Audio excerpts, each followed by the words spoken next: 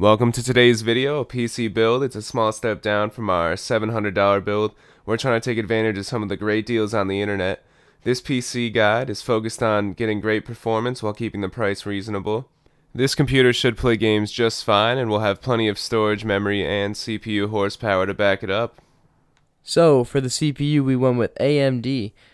It's the FX 6300, a 6-core. Its stock clock is 3.5 gigahertz and priced at $99.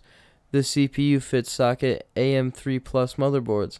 The recommended overclock on this is 4.1 gigahertz, at least before aftermarket cooling. For $99, it will certainly be enough power for most any task. Our motherboard of choice today is the ASRock Fatality 990 FX Killer. Its AM3 Plus has 5 SATA 6 gigabit connections, 4 USB 3.0s, 5 USB 2.0s. Its ATX has 3 USB 2.0 x 16s for 5 total expansion slots. This board is going to have everything we're going to need for this build and any room we're going to need in the future. For the memory in this computer, we went with two 4 GB sticks of G.Skill's Airy series, coming in at $69. For 1600 MHz in the price, these sticks have good timing and latency, and 8 GB is going to be more than enough, especially since we have room to upgrade in the future. Moving into storage, we have both a solid state and a hard drive in this build. For our hard drive, we chose the Seagate Barracuda. At $55, we went with the 1 terabyte.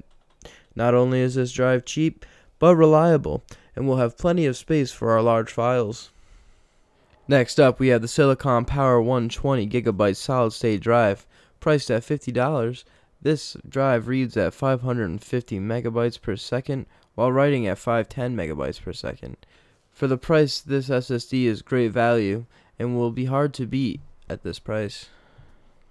For our next component, we're talking video cards, and more specifically the GeForce GTX 750 Ti from EVGA. This card is equipped with 2 GB of GDDR5 memory as well as a 128-bit memory interface. The core clock of this card is 1020 MHz and the boost clock is 1085 MHz. This card should be more than enough to game on for a few years if maxing settings on new titles isn't your biggest concern.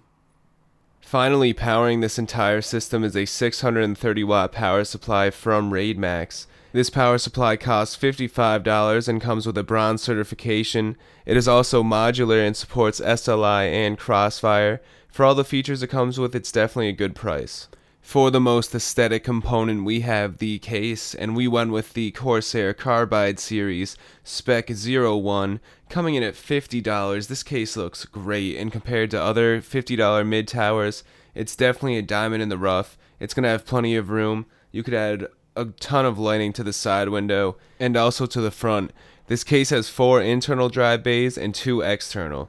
Beside one USB 3.0 and one USB 2.0 on the front, there's not too much more to be said about this case, and with that, our total today for this build comes to $645. There is also one optional part that you don't need to grab if you can possibly scrape one out of your old computer, and that's going to be a DVD to CD drive, and they are cheap and ugly, so it doesn't matter which one you buy, they're all going to be cheap and ugly, and they're usually around $20.